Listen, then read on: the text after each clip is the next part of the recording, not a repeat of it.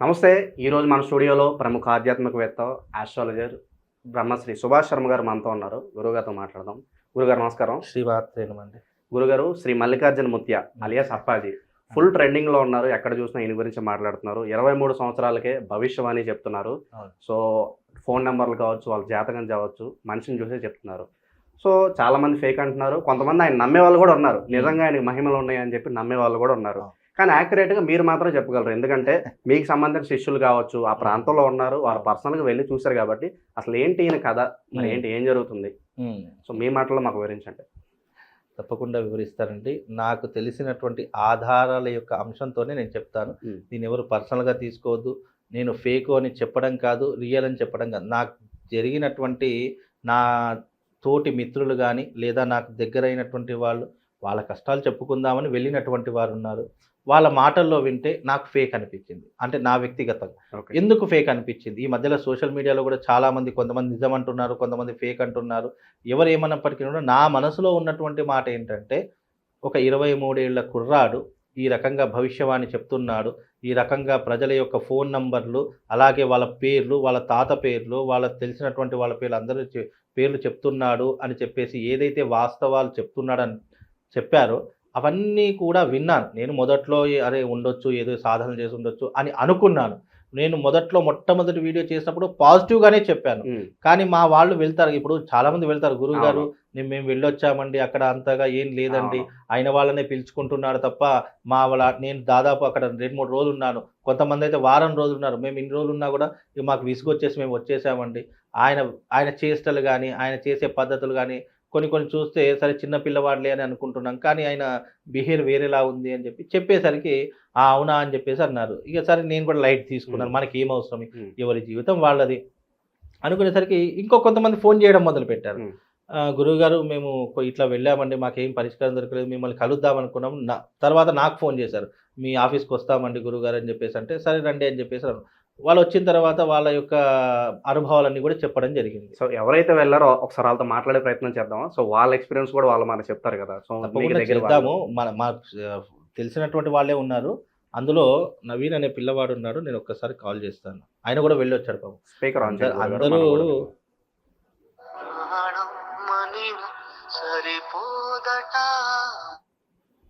Hello hello Naveen గారు.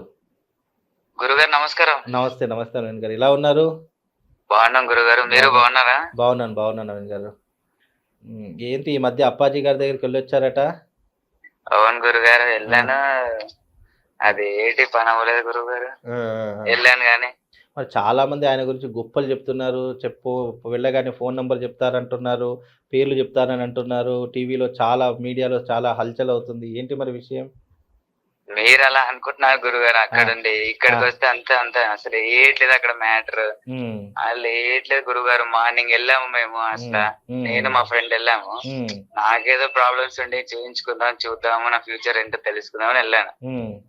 అసలు ఒక 60-70 మెంబర్స్ ఉన్నారు గురువు గారు. బట్ ఈవినింగ్ అయినా కూడా మమ్మల్ని పట్టించుకోవట్లేదు. ఉంటే ఉండండి, లేకపోతే వెళ్ళిపోండి, ఏదేటో మాట్లాడుతున్నారు, బూతులు మాట్లాడుతున్నారు. అలా చాలా దారుణం అండి. అసలు అవన్నీ ఎలా చెప్తున్నానంటే, నాకు ఐడియా ఉన్న ప్రకారం అయితే, నేను చూసిన దాని ప్రకారం అయితే ఆయన ఖచ్చితంగా ముందే ఆయన నంబర్స్, వాళ్ళ అసిస్టెంట్స్ వాళ్ళంతా చూసుకొని నాకు చెప్తున్నారు. అది అలా చెప్పేస్తున్నాడు. కానీ ఇప్పుడు వేరే పర్సన్, ఎక్కడి నుంచి వచ్చిన పర్సన్ పేరు, ఆయన నంబర్ ఎలా అలా చెప్పినప్పుడు ఆయన నిజ స్వరూపం బయటపడుతుంది. కానీ వాళ్ళంతా ఫేక్ గురువు గారు. నాకు అర్థమైపోయింది, క్లియర్ తెలిసిపోయింది. అసలు అంటే ముందుగానే ఇన్ఫర్మేషన్ గ్యాదర్ చేసి ఆయనకి ఇష్టం ఉన్న వాళ్ళని పిలుస్తున్నాడు. వాళ్ళనే పిలుస్తున్నారు, మమ్మల్ని నెట్టేస్తున్నారు. ఉంటే ఉండండి, లేకపోతే లేదు. ఏంటి మా మీడియాని కూడా రానివ్వట్లేదట? మీడియాని కూడా రానివ్వరు గురువు గారు. మరి వాళ్ళ గుట్టు బయటపడిపోద్ది కదా. అట్లా కూడా ఉంటుందా? చాలా చాలా పకడ్బందీగా ప్లాన్ చేశారు గురువు గారు. మరి ఏదైనా పని అయిందా లేదా వెళ్ళినందుకు? లేదు గురుగారు, అసలు అపాయింట్మెంట్ అంటారు, ఏంటంటే అంటారు. అసలు ఆడు దగ్గరికి రానివ్వరు. ఫస్ట్ చెప్పాలంటే అవుటర్స్ ని రానివ్వరు గురుగారు. ఒకవేళ వాడు ఏదో నా గురించి బాగా స్టడీ చేసిన తర్వాత అప్పుడు ఏదన్నా పిలుస్తారేమో, కానీ ఇప్పటికైతే ఏది ఉండదు నాకు తెలిసైతే. ఆయన అప్పాజీ కాదు సార్, అప్పాజీ కాదు గురువు గారు. ఏదో పేరు కల పెట్టుకున్నాడు. కానీ ఇంతమందికి భోజనాలు పెడుతున్నారట, ఏదేదో చేస్తున్నారట, నాకేం అర్థం కాలేదు. మరి కొన్ని మీడియాలోనేమో పాజిటివ్ చెప్తున్నారు, కొన్ని మీడియాలోనేమో నెగిటివ్ చెప్తున్నారు. అది చెప్తున్నారు గురువు గారు, కానీ ఈడ ఒరిజినల్ గా ఇక్కడికి మా దగ్గరకు వచ్చి బెంగళూరు రండి మీరు కావాలంటే, రండి మీరు ఇక్కడికి రండి, ఇక్కడికి వచ్చాక మీరే చూడండి. తప్పకుండా వస్తాను. నేను కూడా తెలుసుకోవాల్సిన విషయాలు బాగున్నాయి. ఎందుకంటే ఈ మధ్య మీడియాలో చాలా మంది అడుగుతున్నారు నన్ను, అప్పాజీ ఏం చెప్పండి చెప్పండి. ఇప్పుడు తెలియకుండా ఏం చెప్పలేదు. సరే మీలాంటి వాళ్ళు వెళ్ళారు కాబట్టి మీ యొక్క అనుభవాలు మాత్రం నేను ఇక్కడ చెప్తున్నాను. నాకు కూడా మొదట్లో నేను ఆయన గురించి చాలా పాజిటివ్గా చెప్పాను, కానీ తర్వాత తెలిసిన విషయాలు ఏంటంటే ఇలాగే మీరు వెళ్ళొచ్చిన వాళ్ళు కొంతమంది చెప్పి కొంతమంది పిలుచుకుంటున్నారు, వాళ్ళకైన వాళ్ళని పిలుచుకుంటున్నారు అని చెప్తున్నారు తప్ప ఈ కొత్త వాళ్ళని పిలుచుకోవడం లేదని అంటున్నారు. సరే ఏదేమైనప్పటికీ సరే నేను ఈ మధ్య కాలంలో వస్తాను, తప్పకుండా వచ్చి చూస్తాను. సరే నేను షూట్లో ఉన్నాను, మాట్లాడతాను. అదండి విషయం. ఇక్కడ అంటే నాకు తెలిసినటువంటి విషయం చెప్తానండి. ఇదంతా కూడా సినిమాటిక్గా జరుగుతున్నటువంటి విషయాలు. మనం గతంలో నాగరాణి అని చెప్పి ఒకటి వెళ్ళింది, అది ఫేక్ అని తెలిసింది. నేనే నాగకన్య ఆయన వచ్చి నాకు శక్తులు ఉన్నాయి అంటున్నారు. ఇట్లా ఇవన్నీ ఏంటంటే మొదట్లో ఒక ఐఫ్ రేంజ్కి వెళ్ళిపోతాయి, తర్వాత ఇగో ఇలా నిజం బయటపడేసరికి. అందులోనూ ఈ మధ్య కాలంలో మీ గతంలో లైవ్ లో అమ్మవారు వస్తుంది, అంత ఎందుకండి ఎర్రవరంలో ఒక చిన్న పిల్లవాడికి లక్ష్మీ నరసింహస్వామి వస్తుందని చెప్పేసి ఆ మధ్యకాలం చాలా ట్రెండ్ అయిపోయింది. ఎర్రవరంలో లక్ష్మీ నరసింహస్వామి నాకు వస్తాడని చిన్న పిల్లవాడు, వాడి వయసు ఇంకా తక్కువ 15 సంవత్సరాలు 20 సంవత్సరాలు, అలాంటి వాడికి వేషం వేసి అనవసరంగా ఆయన నోటితో అబద్ధాలు చెప్పి స్వామివారి పేరు అడ్డం పెట్టుకొని ఇట్లా అడ్డం చెప్పుకొని అనవసరంగా దీనివల్ల ఏమొస్తుందో తెలియదు. కానీ ఇవి దేవుడు ఉన్నాడండి, దేవుడు లేడు అనడానికి ఆస్కారం లేదు. భగవంతుడు ఉన్నాడు, కానీ నేనే భగవంతుణ్ణి అని చెప్పుకోవడం మూర్ఖత్వము. ఎప్పుడైనా సరే మనకి ఎన్ని విషయాలు తెలిసినా మనం మానవులం, మనుషులం. మనకంటూ కొన్ని నియమాలు, కొన్ని కట్టుబాట్లు, కొన్ని పద్ధతులు భగవంతుడు మనకి ఏర్పరిచాడు. అంతేగాని నీకు వచ్చినటువంటి 2 జిమ్మిక్లతో కానీ 2 మ్యాజిక్లతో కానీ లేదా టెక్నాలజీ యూజ్ చేసుకొని నేనే దేవుణ్ణి అని చెప్పి కూర్చున్నావా, భగవంతుడు నేను ఒక్క తొక్కాడా అతపాతాలనికి వెళ్తారు. గురుగారు ఇక్కడ చాలా మంది పొలిటీషియన్స్ కూడా అతని దగ్గర రావడానికి కారణం ఏంటంటారంటే ఇతన్ని బినామీగా పెట్టుకుని ఏమన్నా ఒకటే చెప్తాను, పొలిటీషియన్స్ కానివ్వండి లేదా సెలబ్రిటీస్ కానివ్వండి వెళ్తున్నారు అంటే అది వాళ్ళ ప్రయోజనం కోసం వెళుతున్నారు. ఎందుకంటే ఒక స్వామీజీ దగ్గరికి ఒక పొలిటీషియన్ వెళ్ళాడు అనుకోండి, భవిష్యత్తులో ఏమవుతుంది, అరే వీళ్ళ దగ్గర పొలిటీషియన్స్ వెళ్తున్నారు కదా అని చెప్పి ప్రజాదరణ ఎక్కువైపోతుంది. ప్రజాదరణ ఎక్కువైపోయినప్పుడు ఆ స్వామీజీ ఫలానా ఇది గెలుస్తుందా, ఇదే గెలుస్తుంది, ఫలానా మీరందరూ వీళ్ళకి ఓటు వేయండి అంటే వాళ్ళు అదే ఓటు. ఎలా ఉంటుంది అంటే ప్రజలందరూ కూడా ఇప్పుడు ఇంత టెక్నాలజీ పెరిగింది, ఒక మనిషి ఆధార్ కార్డు ఉంటే వాడి భూత భవిష్యత్తు వర్తమానం అన్నీ తెలుసుకోవచ్చు. నా దగ్గర మీ ఆధార్ కార్డు ఉందనుకోండి, ఒక్కసారి నెట్లో కొడతాను, మీ పేరు తెలుస్తుంది, మీ అమ్మ పేరు తెలుస్తుంది, మీ నాన్న పేరు తెలుస్తుంది, నీకు ఏ బండి ఉంది తెలుస్తుంది, నీకు నువ్వు ఎక్కడెక్కడ తిరిగావో తెలుస్తుంది, ప్రతి ఒక్కటి కూడా తెలుస్తుంది కదండి. సరే ఆయన దగ్గర టెక్నాలజీ ఉందా, మంత్రశక్తులు ఉన్నాయా, ఏమున్నాయా తర్వాత విషయం. కానీ నువ్వు ఒక సాధనలో ఉన్నావు లేదా నువ్వు ఒక ఆశ్రమంలో ఉన్నావు అన్నప్పుడు నువ్వు ఎంత పద్ధతిగా ఉండాలి. ఆ పద్ధతి చూస్తే క్రికెట్ ఆడడం లేదా ఆ గోడల మీదకి వెళ్ళి జంపు చేయడము, ఏదో హడావిడిగా పరిగెత్తడము, ఇవన్నీ చూసి నేను ఆశ్చర్యపోయాను. ఏంటి పరిగెత్తడం ఏంటి, క్రికెట్ ఆడడం ఏంటి, 10 మందిని తిట్టడం ఏంటి, కొట్టడం ఏంటి. సరే ఇవన్నీ కూడా ఆయనకు పబ్లిక్ పెరుగుతుంది, కోపం తట్టుకోలేక ఆవేశం అనుకోవచ్చు. ఒక మనిషికి ఈ బిహేవియర్ ఉండడం అనేటటువంటిది అసలు జీర్ణించుకోలేనటువంటి విషయం. గురుగారు ఎవరైనా అసలు ఈ భవిష్యవాణి చెప్పేవాళ్ళు అసలు ఎలా ఉంటారు, వాళ్ళకి అంటే వాళ్ళ సాధన ఏంటి, చెప్పడం సాధ్యమవుతుంది? భవిష్యవాణి అంటే భూత భవిష్యత్ వర్తమానాదులు చెప్పడం అనేటటువంటివి కొన్ని సాధనలో, యక్షిణీ సాధనలో ఉన్నటువంటి విద్యలు. ప్రతి మనిషి జీవితంలో యక్షిణీ సాధన చేసిన ప్రతి ఒక్కరికి కూడా మనకు దాదాపుగా 265 యక్షిణీ సాధనలు ఉన్నాయి. అందులో ఉపయక్షిణీ సాధనలు ఉన్నాయి, ప్రత్యేక యక్షిణీ సాధనలు ఉన్నాయి, సాధన యక్షిణీ సాధనలు ఉన్నాయి. ఇలా అనేక రకాలైనటువంటి సాధనలో ఉన్నటువంటివే ఈ యక్షిణీ సాధనలు చెప్తాం. యక్షిణీ సాధనలో మనం తెలుసుకోలేనటువంటిది ఏదీ లేదండి. భూత భవిష్యత్ వర్తమానాదులు తెలుసుకోవచ్చు, ఎక్కడ బంగారం ఉందో కంటి చూపుతో తెలుసుకోవచ్చు, ఎక్కడ బంగారం ఉన్నది తొందరగా మన ఇంట్లో ఉండేటట్టుగా మనం సాధన చేసుకోవచ్చు, అలాగే భూమిలో ఉన్నటువంటి వస్తువులను తెలుసుకోవచ్చు, అలాగే పంచభూతాలను కంట్రోల్ చేయవచ్చు, ఒక మనిషిని కంట్రోల్ చేసి మన ఆధీనంలో పెట్టుకోవచ్చు. ఒకటి కాదని 2 కాదు, ఎన్నో సాధనలు ఉన్నాయి. సాధనాత్ సాధ్యతే ఇది సాధ్యం. నువ్వు సాధన చేశావు అంటే అది నీకు సాధ్యపడకుండా ఉండదు. కానీ ఆ సాధన మనిషికి ఉపయోగపడేలా ఉండాలి తప్ప ఇలా హల్చల్ చేయడము, ఇన్స్టాగ్రామ్లో ఇది పెంచుకోవడము, ఇవన్నీ కూడా గొప్పతనం కాదు.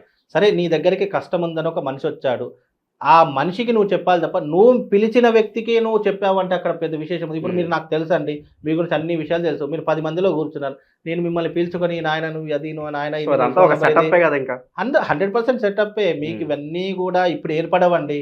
ఇప్పుడు ఎవరైతే నమ్మి వెళుతున్నారో వాళ్ళకు భవిష్యత్తులో తెలుస్తుంది. గతంలో ఎర్రవరం వెళ్ళారు, ఒక పిల్లవాడికి నరసింహస్వామి వస్తుంది అని చెప్పేసి, అది ఫేక్ అని తెలిసింది. ఈ మధ్యకాలంలో నాగకన్య అని చెప్పేసి చాలా మంది ట్రెండ్ చేశారు, ట్రోల్ చేశారు, ఆమె ఫేక్ అని తెలిసింది. నాకు గత జన్మ గుర్తుకొస్తుంది, నేను నాగకన్యను, ఇక్కడ విగ్రహాలు ఉన్నాయి ఇవి తీయండి అని చెప్పేసి అన్నారు, అది ఫేక్ అని తెలిసింది.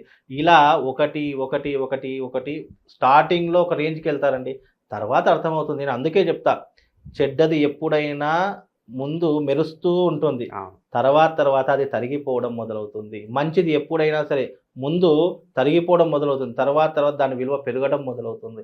ఎప్పటికైనా సరే నిజం నిలకడ మీద తెలుస్తుందండి. మనం ఒకళ్ళ మీద రాలేయడము, అనవసరంగా ఫేక్ అని చెప్తే నాకేమొస్తుంది, ఏమీ రాదు. కాకపోతే ఇప్పుడు కానీ మీరు ఈ వృత్తిలో ఉన్నారు, ఇలాంటి వాళ్ళు రావడం వల్ల మీకు చెడ్డ పేరే కదా.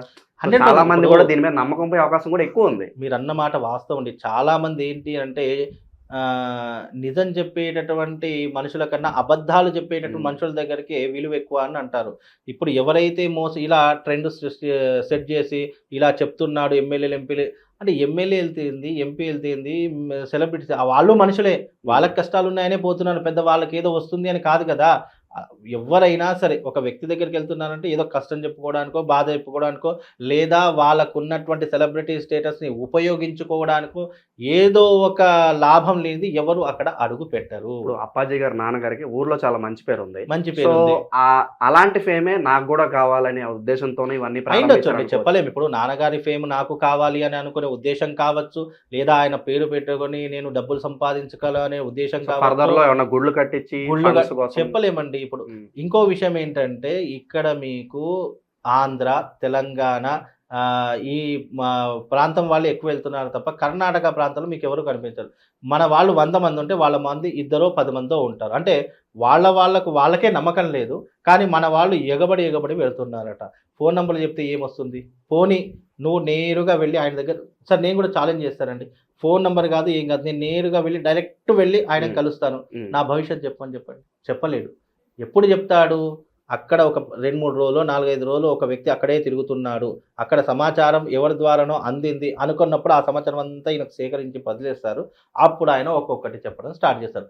పక్కన వాళ్ళు ఏమనుకుంటారు, అబ్బా అంతా నిజమే చెప్తున్నారు కదా. ఇవన్నీ జిమ్మిక్లు, మ్యాజిక్లు ఎన్నో ఉంటాయి. సరే ఏదైనా భగవంతుని నమ్ముకొని తప్పులేదు, కానీ ఒక మనిషిని మాత్రం భగవంతుని చెయ్యకండి, అది మహాపాపంతో కూడుకున్న వ్యవహారం. అది ఎప్పటికైనా నిజం నిలకడ మీద తెలుస్తుంది కదా, రేపటి రోజు ఫేక్ అని తెలిసిన తర్వాత అప్పుడు నీ మొహం ఎక్కడ పెట్టుకుంటావు, అయ్యో ఈయననా నేను నమ్మిందా అని చెప్పి నువ్వు బాధపడతావు, చేసిందంతా కూడా బూడిదలో పోసిన పన్నీర్ అవుతుంది. ఇవన్నీ కూడా ఏంటి అంటే, ఒక మనిషిని హైప్ చేయాలన్నా, లేదు అంటే కిందకు పడాలన్నా మీడియా ద్వారా అండి. మీడియా అతను హైప్ చేస్తుంది, కొంతమంది ఫేక్ చేస్తున్నారు. ఏదేమైనప్పటికీ నిజం నిలకడ మీద తెలిసినప్పుడు ఫేకా రియలా అనేటటువంటి తెలుస్తుంది. కాబట్టి మనం వెయిట్ చేసి చూడడం తప్ప, నేను చెప్తున్నాను కదండి, నా దగ్గర నా శిష్యులు వెళ్ళినటువంటి వారు, నాకు తెలిసినటువంటి వాళ్ళు వెళ్ళినటువంటి వారు దాదాపు 100 మంది ఉన్నారు. ఆ 100 మంది ఫేకే అని చెప్తున్నారు తప్ప ఎవరు కూడా నిజంగా చెప్పారు అని చెప్పారు. పోనీ ఇప్పటి వరకు నిజము అన్న చెప్పినటువంటి వ్యక్తులలో నేను వాళ్ళని తీసుకునే వెళ్తాను. అక్కడ నా గురించి కాదు, నేను ఒక 4 ప్రశ్నలు వేస్తానండి. ఆ 4 ప్రశ్నలకు సమాధానం చెప్పానండి. నిజంగా అతను నడిచే దేవుడు నేను ఒప్పుకుంటా. చెప్పలేడు, ఇంపాసిబుల్. అలా చెప్పగలిగితే నువ్వు పేరు, ఫోన్ నెంబర్లు కాదు, మరి అలా చెప్పగలిగితే దేశానికి చాలా ఫ్యూచర్ లో చాలా విపత్తులు వస్తాయి, అలానా జరుగుద్దని చెప్పొచ్చు, లేదంటే దేశ రక్షణ పరంగా మీరు జాగ్రత్తలు తీసుకోండి అని చెప్పొచ్చు. ఇవేమి చెప్పరు, అవి చెప్పరు, వాళ్ళకి సాధ్యపడదు కూడా. ఇప్పుడు ఒక అనుభవం ఉన్నటువంటి వ్యక్తి, సాధనలు తెలిసినటువంటి వ్యక్తి నిజంగా ఆయన ముందర కూర్చుంటే ఆయన మాట్లాడలేడు. మీరు ఏం సాధన చేశారు, దాంట్లో ఏ విద్య నేర్చుకున్నారు, సరే ఆ విద్యకు ఉన్నటువంటి బీజ మూలమంత్రం ఏంటి, బీజ అక్షరాలు ఏంటి, పోనీ ఎవరికి చెప్పకుండా నాకు చెప్పండి, ఎందుకంటే నాకు అన్నీ తెలుసు. ఒకవేళ అవి చెప్పారు, నిజంగా ఆ సాధన చేశారు, ఎన్ని లక్ష సార్లు జపం చేశారు, ఏ రకమైన సాధన ద్వారా చేశారు, లేదా మీ నాన్నగారి నుంచి సంక్రమించిందా, ఇవన్నీ ఒకదాని తర్వాత ఒకటి ఉన్న విషయం వాస్తవం కావాలంటే ఆ సాధన తెలిసిన వాళ్ళు అడిగితే ఆయన ఏమీ చెప్పలేడు. నిజంగా చెప్తారు. వీళ్ళందరూ ఏంటంటే చుట్టుపక్కల ఉన్నటువంటి వాళ్ళ హడావిడి ఆలోచన, కెమెరాల మీద పోజ్ పెట్టి తీయడము, అనవసరంగా ఆయన హైప్ క్రియేట్ చేయడము, ఆయన మీద పాటలు పెట్టడం. ఈ మధ్యకాలం ఇన్స్టాగ్రామ్లో ఎక్కడ చూసినా ఆయన నడుచుకుంటూ వస్తాడు, అది ఒక మెలోడీ సాంగ్ రావడం, ఇవన్నీ ఏంటి మనుషులలో హైప్ క్రియేట్ చేస్తుంది. ఏదేమైనప్పటికీ నిజం నిలకడ మీద తెలుస్తుంది. కాబట్టి సరే నా భక్తులు చాలామంది అన్నారు, గురువుగారు ఒక్కసారి వెళ్ళి వద్దామండి, అసలు ఆయన విషయం ఏంటో తెలుసుకుందాం. మీడియా వాళ్ళు అడుగుతున్నారండి, మీడియా గురుగారు రండి పదండి, మిమ్మల్ని తీసుకుని మేము వెళ్తాము, అక్కడ ఒక్కసారి చూద్దామండి, మీరు నిజంగా ప్రశ్నలు అడుగుతారు, అడగండి, మేము కవరేజ్ చేసుకుంటాము, ఒకసారి అది నిజమా అబద్ధమా తెలుస్తుంది అని చెప్పి చాలామంది అడిగారు. నాకెందుకులండి, ఎక్కడో కర్ణాటకలో జరుగుతున్నటువంటి ఆయన మీద రాళ్ళు రుత నాకేమొస్తుంది. కానీ ఇలాంటివి జరిగినప్పుడు మీలాంటి పెద్దవాళ్ళు ఇది తప్పు అని చెప్పి ఖండించడం చాలా అవసరం గురువుగారు. సమాజంలో తప్పుని తప్పు అంటే ఎవరు ఒప్పుకోరండి. ఎప్పుడైనా గుర్తుపెట్టారు, నువ్వు తప్పు చేసావురా అంటే అస్సలు ఒప్పుకోరు. దాన్ని ఇంకా 10 మంది ఏమంటారు, లేదు ఇది నిజమే, ఆయననే అబద్ధము, ఆయననే ఇది, ఆయననే దొంగ, మీరందరూ దొంగ పంతులే, మీరందరూ ఇది అని చెప్పి మనల్ని విమర్శిస్తారు తప్ప, మన దౌర్భాగ్యం ఏంటి, హిందువుని విమర్శిస్తాడు తప్ప ఇది తప్పు చేశాడు, ఇది నిజమే ఈయన చెప్పేదని చెప్పి ఎవ్వరు ఒప్పుకోరు. అది మన దౌర్భాగ్యము. ఇప్పుడు నేను నిజంగానే చెప్తున్నాను కదా, అది తప్పు అని నేను నిరూపించేటటువంటి ప్రతి ఒక్క ఆధారం నా దగ్గర ఉంది. కానీ ఎందుకులే, ఒకసారి ఒక మనిషి బ్రతుకుతున్నాడు, ఒక 10 మందికి అన్నం పెడుతున్నాడు, సరే ఆ నిజం నిలకడ మీద వాళ్ళే, మనం చెప్తే తెలుసుకోవడం కాదండి, వాళ్ళు తెలుసుకోవాలి. వాళ్ళంతటా వాళ్ళు తెలుసుకున్నప్పుడు అది వాళ్ళకి అర్థమవుతుంది. ఇంకో 10 సార్లు వాళ్ళు జాగ్రత్త పడతారు. అది మాత్రం నేను చెప్పగలుగుతాను. కానీ ఆయన అయితే ఫేక్ అని చెప్పి నాకు వెళ్ళిన ప్రతి ఒక్కరు చెప్పారు. నేను ఒకవేళ కనుక వెళితే, నాకు అవకాశం టైం ఉండి వెళితే అప్పుడు చెప్పలేము. ఆయన నిజంగానే కంటితో చూసి లేదా వీడియో చూసి, అక్కడ ఇంకోటి మీరు గమనించండి, ఆయన ఎవరిని కూడా వీడియో తీసుకోనివ్వడు. నువ్వు నిజంగా ఉన్నావు అని అన్నప్పుడు నీకు వీడియో తీసుకుంటే ఏంటి, నీకు సెల్ఫీలు తీసుకుంటే ఏంటి, నువ్వు చెప్పేది రికార్డ్ చేసుకుంటే ఏంటి, నీకు ఏం అవసరం?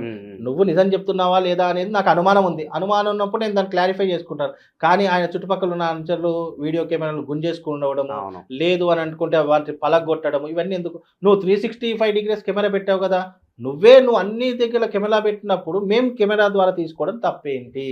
నాకు అదొక క్వశ్చన్ చాలా వరకు నాకు ఆలోచించవలసినటువంటి విషయం. 365 degrees కెమెరా పెట్టావు, అందరూ వీడియోస్ తీసుకుంటున్నారు, నువ్వు ఇన్స్టాగ్రామ్స్లో వీడియో పెడుతున్నావు, నువ్వు సోషల్ మీడియాలో వీడియోస్ పెడుతున్నావు, అంటే నీకు ఇష్టం ఉన్నటువంటివి నువ్వు చేసేటటువంటివి మాత్రం వీడియో పెడుతున్నావు. అదే మేము దగ్గరకు వచ్చి వీడియో తీసుకున్నాం, ఎవరికైనా జాతకాలు చెప్పేటప్పుడు కానీ లేదా ఎవరికైనా ఏదైనా ఇచ్చేసేటప్పుడు కానీ వీడియో పెడితే మాత్రం వద్దు అంటున్నావు. మరి ఎందుకు అంటే ఇవన్నీ కూడా జిమ్మిక్కులు, మ్యాజిక్లు, మనిషిని మోసం చేయడానికి ఉన్నటువంటివి. చాలామంది ఏమంటారు, అయ్యో ఇంతమందికి అన్నదానం చేస్తున్నాడు, ఆయన జేబులోకి వెళ్ళి చేస్తున్నాడా? ఎవరో ఇచ్చిన దానికి అన్నదానం చేస్తున్నాడు. నీ జేబులోకి వెళ్ళి తీసినప్పుడు నీకు కష్టం ఏర్పడుతుంది. ఇప్పుడు నేను అన్నదానం చేస్తే నేను చేయలేను, ఎందుకంటే నాకు ఆ స్తోమత లేదు. నీకు స్తోమత లేదు కానీ నువ్వు చేస్తున్నావు అంటే నీకు ఎక్కడి నుంచి డబ్బు వస్తుంది? ఏదో హుండీలో వేసిన డబ్బో లేదా నీ దగ్గరికి వచ్చినటువంటి తృణమో రుణమో ఇస్తున్నారు, ఆ డబ్బో ఏదో ఒకటి చేస్తున్నావు. కానీ దీని వెనక ఎంత మాఫియా ఉందో తెలుసా అండి? ఇల్లు కట్టించడము, ఆశ్రమాలు నడిపించడము, ఆయన అనుచరులకు డబ్బులు ఇవ్వడము, ఆయన జీతభత్యాలు ఇవ్వడం, కార్లో తిరగడము, ఎక్కడెక్కడికో వెళ్ళడము, ఇవన్నీ ఎక్కడి నుంచి వస్తాయండి? ఊరికే వస్తాయా? అంటే ఇవన్నీ కూడా ఒక హైజెనిక్ డ్రామా. దీంతో నాకు ఒరిగేది లేదు, ప్రజలకు నేను చెప్పడం వల్ల వచ్చేది లేదు. ప్రజలే నిజం తెలుసుకోవాలి. నేను చెప్పడం వల్లనో మనం ఈ రకంగా దీనివల్ల వీడియోస్ చేయడం ఇవి ఏమీ రాదు. దీని నుంచి గతంలో కూడా వీడియోలు చేశా, ఏమీ లేదు, అంతా శూన్యమే. ప్రజలు వారంతా వాళ్ళే తెలుసుకోవాలి. తెలుసుకొని నిజం నిప్పు లాంటిది ఎప్పటికైనా బయటపడక తప్పదని తెలుసుకున్నప్పుడు ఆ బండారం అంతా బయటపడుతుంది. మొదట్లో ఎంత పైకి ఎదిగాడో ఒక్కసారి పడిపోతే కానీ ఆయనను చూసేవారు కూడా కరువు అయిపోతాడు. అప్పుడు ఏమైతే డిప్రెషన్లోకి వెళ్ళిపోతాడు, మానసికంగా ఇబ్బందులు పడిపోతాడు. అరే ఇన్ని రోజులు వచ్చారు నా దగ్గర రావట్లేదు అని చెప్పి భయపడిపోతారు. ఇవి ఒకటి నడుస్తూనే ఉంటాయి. ఈతను నాకు తెలిసి ఫేక్ అనిపిస్తుందండి. కాబట్టి అది నిజం, ఒకవేళ నిజమైతే చాలా మంచిది. ఎందుకంటే రాబోయే భవిష్యత్తులో గండాలు ఇబ్బందులు రాకుండా ఆపేటటువంటి శక్తి ఉందంటే చాలా మంచిది. దానికి నేను కూడా నమస్కారం చేస్తా. కానీ ఫేక్ అని తెలిసిందా, ఇదంతా నాటకం అని తెలిసిందా, నాయనా నువ్వు ఎక్కడుంటావో కూడా ఎవ్వరూ గుర్తించలేరు. ఒక్కసారి మీరే ఆలోచించుకొని, వెళ్ళిన వారికి మంచి జరిగితే సంతోషం, వెళ్ళేటటువంటి వారు ఇది ఫేకు, ఇది ఆయన వాళ్ళకే చెప్తున్నాడు అని నిజంగానే కన్ఫర్మ్ అయిందా, అది ఎప్పటికైనా ఆయనకు నష్టమే. థ్యాంక్ యూ సో మచ్ గురుగారు. మీ అభిప్రాయాన్ని చాలా బలంగా వ్యక్తపరిచారు. మొత్తం ఆధారాలతో సహా మొత్తం ఈయన గురించి మొత్తం ఎక్స్పోజ్ చేశారు. ఇప్పటికన్నా ఇలాంటి వాళ్ళు సోషల్ మీడియాలో రావడం ఆగాలని చెప్పి మనం కోరుకుందాం గురుగారు. ధన్యవాదాలు.